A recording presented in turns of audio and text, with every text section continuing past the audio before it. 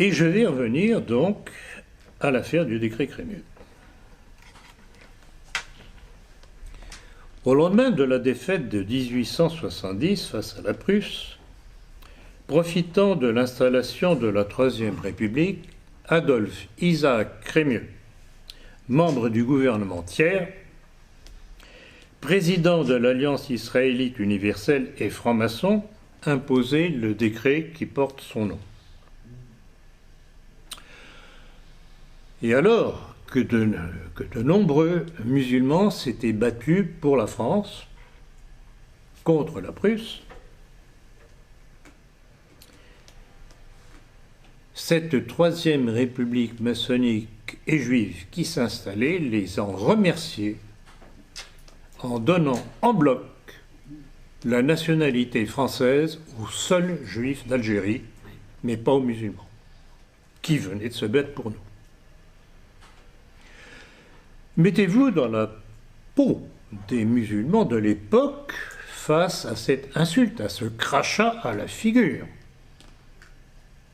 Et rappelez-vous ce que disait Maurras, que l'on risquait de passer,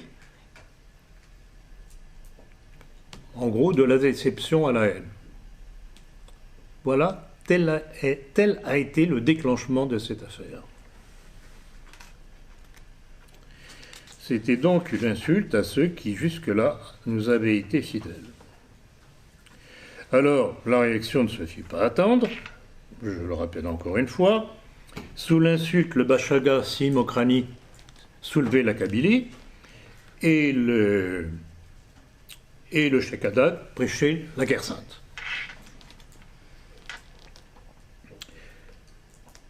Très rapidement, les représentants officiels de la France en Algérie allaient comprendre ce qui allait se passer.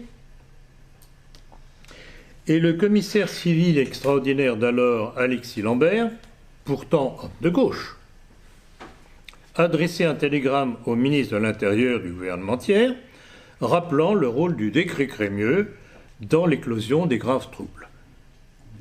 Il disait ceci: « La France a voulu les élever, les Israélites, au rang de citoyens français en bloc, sans se rendre compte qu'elle, la naturalisation, nous enlevait l'affection et l'estime des musulmans qui, seuls, entre les indigènes, ont versé pour nous leur sang. » On ne peut pas être plus clair. Il avait parfaitement cerné le problème et les conséquences qui allaient en découler, car pendant que les musulmans se battaient pour nous contre la Prusse, l'élément juif en Algérie trafiquait avec les Prussiens. Lisez Édouard Drummond, La France juive. C'est fondamental. Vous avez tout dedans.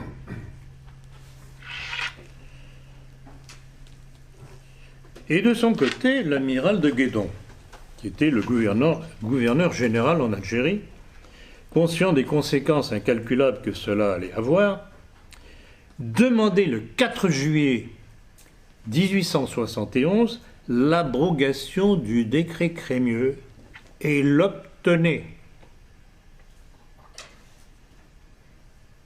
Oui, mais c'était sans compter avec le poids des Rothschild, qui avaient prêté de fortes sommes d'argent au gouvernement Thiers qui s'installait. Et Crémieux obtint l'abrogation, enfin la suppression de l'abrogation du décret Crémieux. Et imaginez, l'élément juif en Algérie devenant citoyen français, il pouvait désormais devenir juge et avoir à traiter d'affaires les opposants à des intérêts musulmans. Mettez-vous dans la position de musulman, pas besoin de faire un dessin, je pense. Et donc, voilà comment a émergé cette haine qu'avait prévu Maurras si la France, la République plutôt, faisait des bêtises.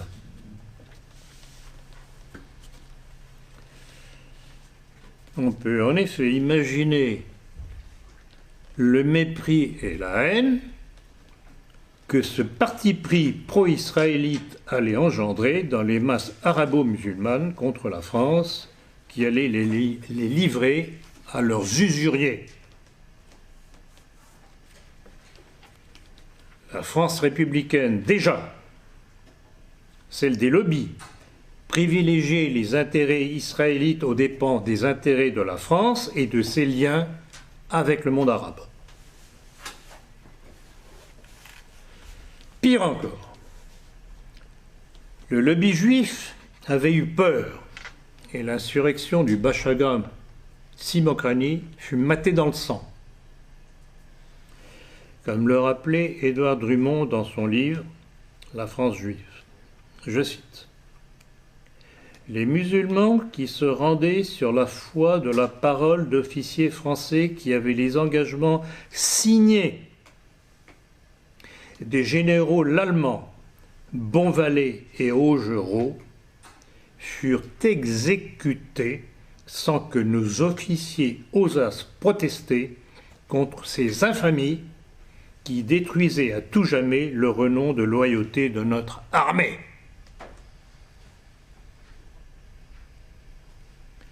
Et c'était, note encore Drummond avec dérision, des soldats français, fils de mères chrétiennes, qui furent obligés de se faire tuer pour assurer les droits de citoyens aux usuriers d'Algérie.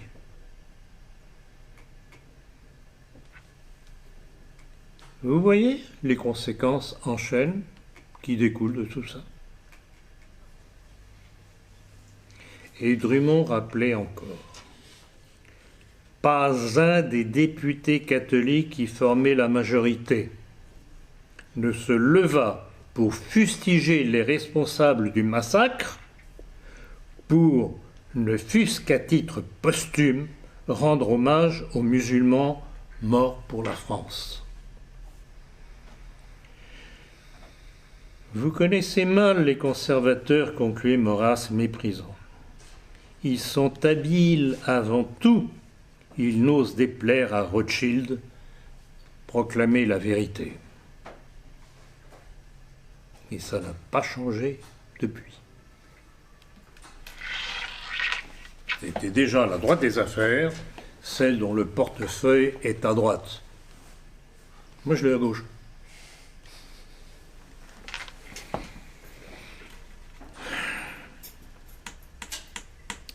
Et telle était et toujours la grande peur des bien-pensants dont parlait Georges Bernanos avant que lui-même prenne peur lors de la guerre civile d'Espagne.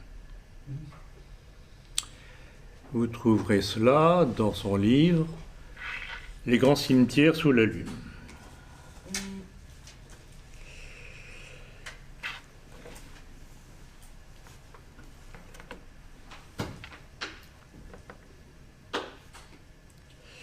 Alors, les choses auraient pu en rester là. Bon, la paix avait été vaille que vaille rétablie.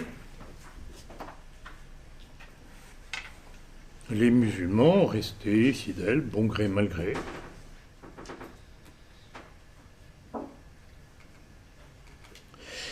Et il faut rappeler tout de même un fait historique qui pèse de tout son poids sur ce que nous vivons aujourd'hui. Alors que le gouvernement du maréchal Pétain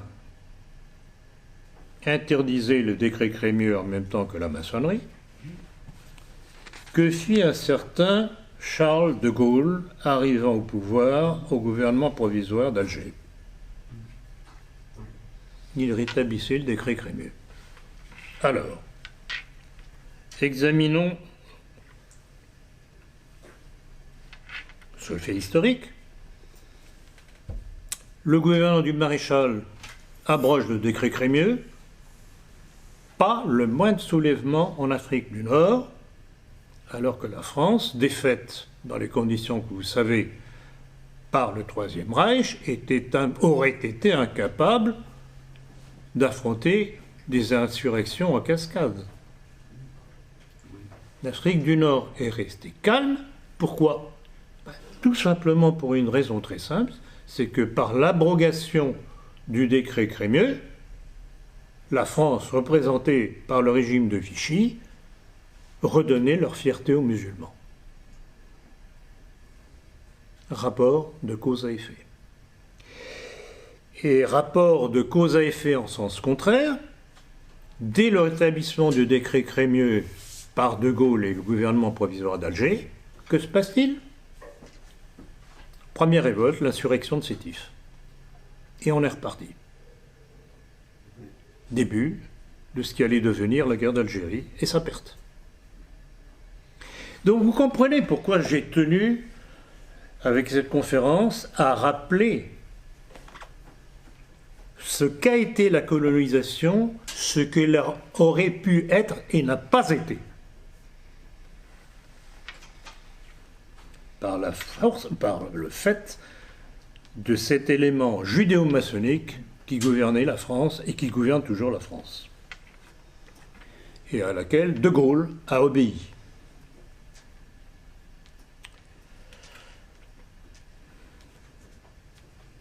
Il faut remarquer aussi que, comme en 1870, avec l'écrasement dans le sang de la révolte du Bachaga Simokrani, l'insurrection de Sétif fut elle aussi matée dans le sang par le ministre de l'air de De Gaulle, le communiste Charles Tillon.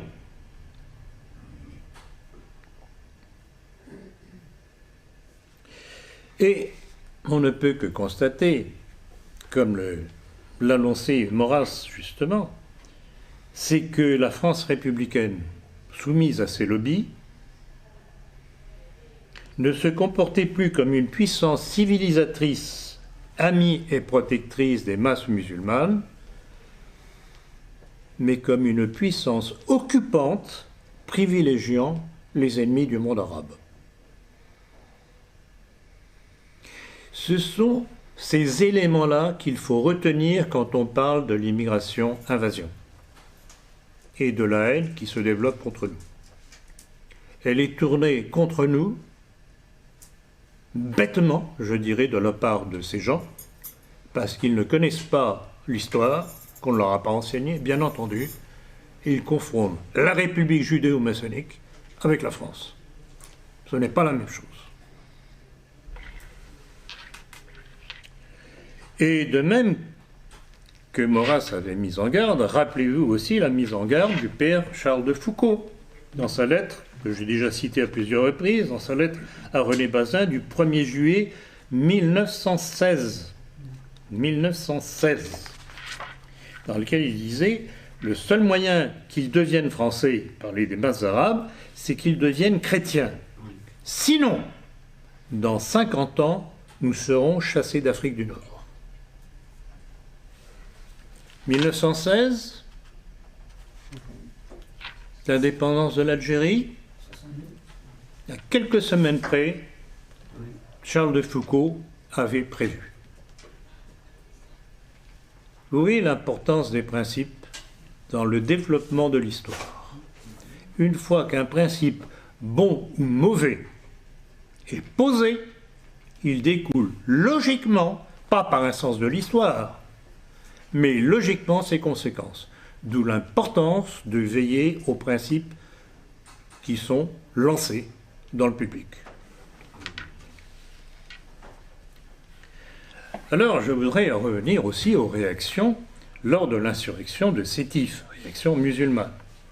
Et là encore, je rappelle, tout ça j'en ai parlé dans mon livre « Le nationalisme français »,